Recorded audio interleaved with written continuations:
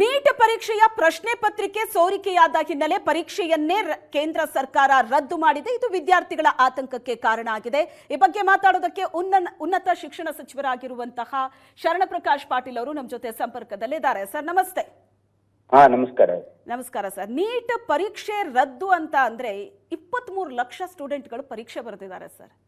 ಹಿಂಗೆ ರಿಪೀಟೆಡ್ಲಿ ಆಗ್ತಾ ಇದ್ರೆ ವಿದ್ಯಾರ್ಥಿಗಳು ವ್ಯವಸ್ಥೆ ಮೇಲೆ ಭರವಸೆ ಹೋಗಲ್ವಾ ಅಂತ? ಇಲ್ಲ, ಹೊರಟೋಗಿದೆ. ಭರವಸೆ ಎಲ್ಲಿದೆ ನೋಡಿ. ಕಳೆದ 5 ವರ್ಷಗಳಿಂದ ಕೇಂದ್ರ ಸರ್ಕಾರ ನೀಟ್ ಪರೀಕ್ಷೆಯನ್ನ ಕಂಡಕ್ಟ್ ಮಾಡೋದ್ರಲ್ಲಿ ಸಂಪೂರ್ಣವಾಗಿ ವಿಫಲವಾಗಿದೆ. ಅವ್ರಿಗೆ ಮಕ್ಕಳ ಬಗ್ಗೆ ಕಾಳಜಿ ಇಲ್ಲ. ಮತ್ತು ಪಾಪ UG ನೀಟು PG ನೀಟು ಎರಡೂ ಗೊಂದಲದ ಗೂಡಾಗಿದೆ ಕಳೆದ 4-5 ವರ್ಷದಿಂದ. ಆದ್ರೂ ಕೂಡ ಕೇಂದ್ರ ಸರ್ಕಾರ ಅದನ್ನ ಸರಿ ಮಾಡಕ್ಕೂ ರೆಡಿ ಇಲ್ಲ. ಮತ್ತು ಅದ್ರ ಮೇಲೆ ಯಾರು ಈ ರೀತಿ ಗೊಂದಲ ಕ್ರಿಯೇಟ್ ಮಾಡ್ತಾ ಇದಾರೆ ಅವ್ರ ಮೇಲೆ ಆಕ್ಷನ್ ತಗೊಳಕ್ಕೂ ರೆಡಿ ಇಲ್ಲ. ಇದು ಕೇಂದ್ರ ಸರ್ಕಾರ ಇವತ್ತು 100% ಇನ್ಕಾಂಪಿಟೆಂಟ್ ಗವರ್ಮೆಂಟ್. ಅದು ಅವ್ರಿಗೆ ಮಕ್ಕಳದ ಭವಿಷ್ಯದ ಬಗ್ಗೆ ಚಿಂತೆ ಇಲ್ಲ. ಮತ್ತೆ ಇದರಲ್ಲಿ 100% ಮಾಲ್ ಪ್ರಾಕ್ಟೀಸ್ ನಡೀತಾ ಇದೆ ಅಲ್ಲಿ. ಹಾಗಾಗಿ ಇದರಲ್ಲಿ ಈ ಗವರ್ಮೆಂಟ್ ಏನು ಕೇಂದ್ರ ಸರ್ಕಾರ ನಡೆಸ್ತಾ ಇದೆಯಲ್ಲ ಇದು ಎಕ್ಸಾಮ್ ನೀಟು, ಇದು 100% ಇದು ಇದರಲ್ಲಿ ಮಾಲ್ ಪ್ರಾಕ್ಟೀಸ್ ಆಗೋದು ಅನ್ನೋದಕ್ಕೆ ಈ ಸಾರಿ ಇದು 2024ರಲ್ಲೂ ನೀಟ್ ಪರೀಕ್ಷೆಯಲ್ಲಿ ಇದೇ ತರ ಸಮಸ್ಯೆ ಆಗಿತ್ತು. ಈಗ 2026ರ ಪರೀಕ್ಷೆ ಕೂಡ 4 ವರ್ಷದಿಂದ 5 ವರ್ಷದಿಂದ ಪ್ರತಿ ವರ್ಷ ಆಗ್ತಾ ಇದೆ. ಸರಿ, ಈಗ 1.5 ಲಕ್ಷ ಸ್ಟೂಡೆಂಟ್ಸ್ಗಳು ಪರೀಕ್ಷೆ ಬರೆದಿದ್ದಾರೆ ಕರ್ನಾಟಕದಿಂದ. ಒಂದಷ್ಟು ಜನ ಸ್ಟೂಡೆಂಟ್ಗಳು ನಮ್ಮ ಹತ್ರ ಮಾತಾಡ್ತಾ ಇದ್ರು. ಅದ್ರಲ್ಲಿ ಒಬ್ಬ ಸ್ಟೂಡೆಂಟ್ ಹೇಳ್ತಾ ಇದ್ರು, ಅಲ್ಲೆಲ್ಲೋ ಪ್ರಶ್ನೆ ಪತ್ರಿಕೆ ಲೀಕ್ ಆಗಿದೆ, ಅಲ್ಲೆಲ್ಲೋ ವಿದ್ಯಾರ್ಥಿಗಳು ಆ ಪ್ರಶ್ನೆ ಪತ್ರಿಕೆನ ಲಕ್ಷ ಕೊಟ್ಟು ಪರ್ಚೇಸ್ ಮಾಡಿದ್ದಾರೆ. ಅಂದ್ರೆ ನಾವ್ ಯಾಕೆ ಅದಕ್ಕೆ ಬೆಲೆ ತೆರಬೇಕು? ಅದನ್ನ ಚೆಕ್ ಮಾಡಬಹುದಲ್ವಾ? ಎಲ್ಲಿಂದ ಎಲ್ಲಿಗೆ ಹೋಯ್ತು ಪ್ರಶ್ನೆ ಪತ್ರಿಕೆ ಚೆಕ್ ಮಾಡಿ ಆ ಭಾಗದಲ್ಲಿ ಮಾತ್ರ ಪರೀಕ್ಷೆ ಮಾಡಿ ಅಂತ. ನೋಡಿ, ಮಕ್ಕಳು ಹೇಳೋದ್ರಲ್ಲಿ ತಪ್ಪೇನಿಲ್ಲ ಪಾಪ. ಅದು ಆಗಿರೋದು ರಾಜಸ್ಥಾನದಲ್ಲಿ ಮತ್ತು ಬೇರೆ ಬೇರೆ ಕಡೆ ಆಗಿದೆ ಅಂತ ಇದು ಇದೆ. ಬಟ್ ಏನಾಗಿದೆ, ಎನ್ಕ್ವೈರಿ ಮಾಡ್ದೇನೆ ಹೇಳಕ್ ಆಗೋದಿಲ್ಲ. ಬಟ್ ಮಕ್ಕಳು ಹೇಳ್ತಾ ಇರೋದು ಕರೆಕ್ಟ್ ಇದೆ. ಅವ್ರು ಮಾಡದೇ ಇರೋ ತಪ್ಪಿಗೆ ಇವ್ರ ಶಿಕ್ಷೆ ಅನುಭವಿಸ್ಬೇಕು. ಹೌದು, ಈಗ ನಾನು ಅದನ್ನೇ ಹೇಳಿದೆ ಅವರಿಗೆ. ಯಾಕಂದ್ರೆ ಆ ಕ್ವಶನ್ ಪೇಪರು ಪ್ರಿಂಟ್ ಮಾಡಿ ಜೆರಾಕ್ಸ್ ಮಾಡಿ ಅವ್ರೇನ್ ಹಂಚಿದ್ದಲ್ಲ, ಕೈಯಿಂದ ಕೈಗೆ ಹೋಗಿದ್ದು. ವಾಟ್ಸಪ್ ಅಲ್ಲಿ, ಹೌದು, ಸೋಷಿಯಲ್ ಮೀಡಿಯಾದಲ್ಲಿ ಅವ್ರು ಅದನ್ನ ಶೇರ್ ಮಾಡ್ಕೊಂಡಿದ್ದಾರೆ, ಟೆಲಿಗ್ರಾಮ್ ಅಲ್ಲಿ. ಆದ್ರೂ ಕೂಡ ನೋಡಿ, it not the question. The question is whether the government of India is competent to conduct this exam. It is not competent. ಆಮೇಲೆ ಇದರಲ್ಲಿ ಮಾಲ್ ಪ್ರಾಕ್ಟೀಸ್ ನಡೀತಾ ಇದೆ ಅಂದ್ರೆ ಅದರಲ್ಲಿ ಶಾಮಿಲ್ ಇದ್ದಾರೆ. ಇದು ಮಾಲ್ ಪ್ರಾಕ್ಟೀಸ್ ಅಲ್ಲಿ ಶಾಮಿಲ್ ಇದ್ದಾರೆ. 4-5 ವರ್ಷದಿಂದ ನಡೀತಾ ಇದೆ. ಇವತ್ತು ಆ ಕನ್ಸರ್ನ್ ಮಿನಿಸ್ಟರು ಇದ್ರ ಮೇಲೆ ಆಕ್ಷನ್ ತಗೊಳ್ತಾ ಇಲ್ಲ, ಕರೆಕ್ಷನ್ ಮಾಡ್ತಾ ಇಲ್ಲ ಅಂದ್ರೆ ಶುಡ್ ಫಸ್ಟ್ ರಿಸೈನ್. ಮೊದಲು ಕೇಂದ್ರ ಸರ್ಕಾರ ಸಂಬಂಧಪಟ್ಟ ಮಂತ್ರಿ ರಾಜೀನಾಮೆ ಕೊಡ್ಲಿ, ಆಮೇಲೆ ಎನ್ಕ್ವೈರಿ ಮಾಡ್ಲಿ. ಇವರು 1 ವರ್ಷ ಆದ್ರೆ ನಾನು ಅಂಡರ್ಸ್ಟ್ಯಾಂಡ್ ಆಗ್ಬೋದು, ಏನೋ ಒಂದ್ಸರಿ ಆಗಿದೆ ಅಂತ. ಪ್ರತಿ ವರ್ಷ ಆಗ್ತಾ ಇದೆ. ನೀವು ಅದನ್ನ ಡಿಫೆಂಡ್ ಮಾಡ್ಕೊಂಡು ಕವರ್ ಅಪ್ ಮಾಡ್ಕೊಂಡು ನೋಡಿ, ಕೇಂದ್ರ ಸರ್ಕಾರ ಇದು ಎಷ್ಟು ವೈಫಲ್ಯ ಇದೆ, ಇದು ಎಷ್ಟು ವಿದ್ಯಾರ್ಥಿ ವಿರೋಧಿ ಅವರ ನಡವಳಿಕೆ ಇದೆ ಅಂತಂದ್ರೆ ಇದು ಯಾವ ಈ ಇಡೀ ದೇಶದ ಯಾವ ಯುವಕರು ಅದನ್ನ ಸಹಿಸ್ಕೊಳಕ್ ಸಾಧ್ಯ ಇಲ್ಲ. ಅಲ್ಲ, ಈಗ ಈ ತರದ್ದು ಇವತ್ತಿನ ಇನ್ಸಿಡೆಂಟ್ ಅಲ್ಲೇ ಒಬ್ಬ ಕೇರಳದ ವಿದ್ಯಾರ್ಥಿ ಪ್ಲಸ್ ಇನ್ನೊಂದು 5 ಜನರನ್ನ ಅರೆಸ್ಟ್ ಮಾಡಿದ್ದಾರೆ. ಇಷ್ಟು ಕಟ್ಟುನಿಟ್ಟಾಗಿ ನಡೆಸುವಂತ ನೀಟ್ ಅಂತ ಪರೀಕ್ಷೆ ಬಹಳ ಸ್ಟ್ರಿಕ್ಟ್ ಆಗಿರುತ್ತೆ, ಭದ್ರತೆ ಇರುತ್ತೆ ಪ್ರಶ್ನೆ ಪತ್ರಿಕೆ ಅಂದಾಗ. ಒಬ್ಬ ಸ್ಟೂಡೆಂಟ್ ಕೈವಾಡ ಮಾತ್ರನಾ ಅಥವಾ ವ್ಯವಸ್ಥೆ ಕೂಡ ಶಾಮೀಲಾಗಿರುತ್ತೆ? ನೋಡಿ, ವ್ಯವಸ್ಥೆ ಶಾಮೀಲಾಗದೇನೆ ಈ ರೀತಿ ಮಾಡಕ್ ಸಾಧ್ಯನೇ ಇಲ್ಲ.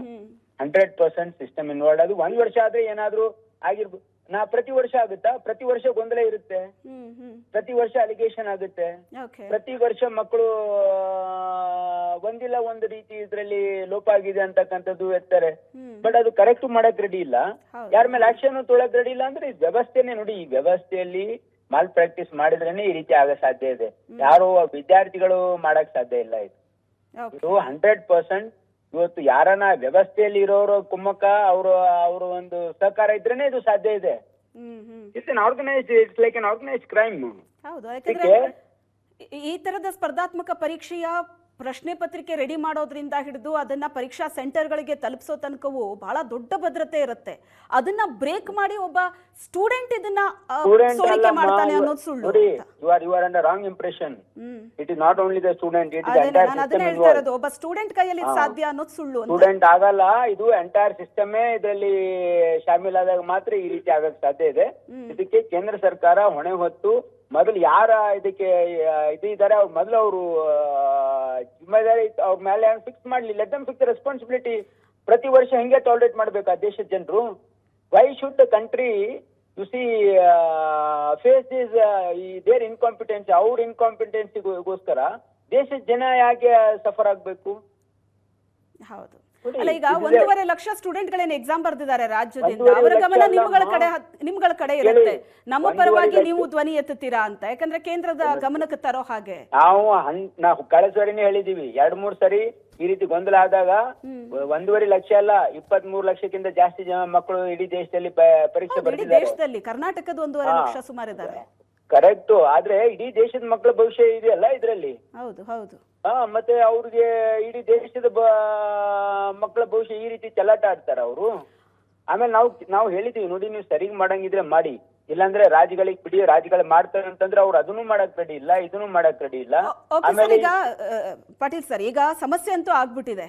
ಈಗ ನಿಮ್ಮ ಸ್ಟ್ಯಾಂಡ್ ಏನು ಅಂದ್ರೆ, ಈಗ ರೀ ಎಕ್ಸಾಮ್ ಬಗ್ಗೆ ಕೆಲವು ಸ್ಟೂಡೆಂಟ್ಗಳು ಹೇಳ್ತಾ ಇರೋದು, ನಮಗೆ ರೀ ಎಕ್ಸಾಮ್ ಬೇಡ, ನಾವು ಕಷ್ಟಪಟ್ಟು ಕೋಚಿಂಗ್ ತಗೊಂಡು ಹಗಲು ರಾತ್ರಿ ಕಷ್ಟಪಟ್ಟು ಓದಿ ಪರೀಕ್ಷೆ ಬರ್ದಿದ್ದಾಗಿದೆ, ಈಗ ಮತ್ತೆ ರೀ ಎಕ್ಸಾಮ್ ಅಂದ್ರೆ ಅದಕ್ಕೆ ಮತ್ತೆ ಪ್ರಿಪೇರ್ ಆಗ್ಬೇಕು, ಕೋಚಿಂಗ್ ಹೇಗೆ ಅಂತ. ಈಗ ಕೇಂದ್ರ ಸರ್ಕಾರ ತಗೊಳ್ಳಿ ರೆಸ್ಪಾನ್ಸಿಬಿಲಿಟಿ, ಯಾಕಂದ್ರೆ ದೇ ಆರ್ ಇನ್ವೆಸ್ಟಿಗೇಟಿಂಗ್, ನಮಗೆ ಅದು ಇನ್ಫಾರ್ಮೇಶನ್ ಗೊತ್ತಿಲ್ಲ. How can I take a stand on this? See ಯಾರೇನು ಇನ್ವಾಲ್ವ್ಮೆಂಟ್ ಇದೆ, ಎಷ್ಟು ವ್ಯಾಪಕ ಲೀಕ್ ಆಗಿದೆ ಅಂತ ಅವ್ರು ಕೇಂದ್ರ ಸರ್ಕಾರ ಗೊತ್ತು. ಕೇಂದ್ರ ಸರ್ಕಾರ ಬಂದು ಕ್ಲಾರಿಫೈ ಮಾಡ್ಲಿ, ಮಂತ್ರಿ ಬಂದು ಮೊದಲು ಕ್ಲಾರಿಫೈ ಮಾಡ್ಲಿ ರೀ. Let the concern minister has the courtesy to clarify to the country, or let the prime minister clarify to the country. ಈ ದೇಶದ ಯುವಕರಿಗೆ ನರೇಂದ್ರ ಮೋದಿ ಅವರು ಬಂದು ಕ್ಲಾರಿಫಿಕೇಶನ್ ಕೊಡ್ಲಿ, ಯಾಕೆ ರೀತಿ ಆಗಿದೆ ಅಂತ. ಓಕೆ, ಕ್ಲಾರಿಫಿಕೇಶನ್ ನೀವು ಕೇಳ್ತಾ ಇರೋದು ಸರಿ ಇದೆ, ಬಟ್ ಈಗ ಸ್ಟೂಡೆಂಟ್ಗಳು ಅತಂತ್ರ ಆಗ್ಬಿಟ್ಟಿದ್ದಾರೆ. ಈಗ ನಾನ್ ಕೇಳ್ತಾ ಇರೋದು ಪಾಟೀಲ್ ಸರ್, ನಾನ್ ಕೇಳ್ತಾ ಇರೋದು, ಒಂದು ರೀ ಎಕ್ಸಾಮ್ ಆಗ್ಬೇಕು ಅಂತ ಹೇಳ್ತೀರಾ, ಅಥವಾ ಎಲ್ಲೆಲ್ಲಿ ಪ್ರಶ್ನೆ ಪತ್ರಿಕೆ ಲೀಕ್ ಆಗಿದೆ ಚೆಕ್ ಮಾಡ್ಲಿ, ಆ ಭಾಗದಲ್ಲಿ ಮಾತ್ರ ಪರೀಕ್ಷೆ ಆಗ್ಲಿ ಅಂತಿರೋ? ನೋಡಿ, ಇದ್ರ ಮಾಹಿತಿ ಯಾರ ಹತ್ರ ಇರುತ್ತೆ? ಕೇಂದ್ರ ಸರ್ಕಾರ ಹತ್ರ ಇರುತ್ತೆ. ಕೇಂದ್ರ ಸರ್ಕಾರದ ಮಂತ್ರಿ ಮಲಗಿದಾರ?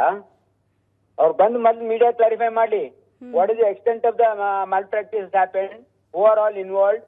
ಅವ್ರು ಹೇಳಿ, ಇಲ್ಲ ಅಂದ್ರೆ ತನ್ನ ಕೈ ಆಗಿಲ್ಲ ಅಂದ್ರೆ ರಾಜೀನಾಮೆ ಕೊಟ್ಟು ಮನೆಗೆ ಹೋಗ್ಲಿ. ಇದು ಕೇಳಿ ಫಸ್ಟ್. ನೀವು ನಮಗೆ ಈ ಪ್ರಶ್ನೆ ಕೇಳಕ್ ಹೋಗ್ಬೇಡಿ, ಕೇಂದ್ರ ಸರ್ಕಾರಕ್ಕೆ ಕೇಳಿ, ನೀವು ನಡ್ಸಕ್ ಆಗುತ್ತಾ ಸರ್ಕಾರ, ಇಲ್ಲ ಬಿಟ್ಟು ಹೋಗಿ ಅಂತ ಹೇಳಿ ಅವ್ರಿಗೆ. Okay sir, thank you so much Asianet Suvarna news ಜೊತೆ ಮಾತಾಡಿದ್ದಕ್ಕೆ.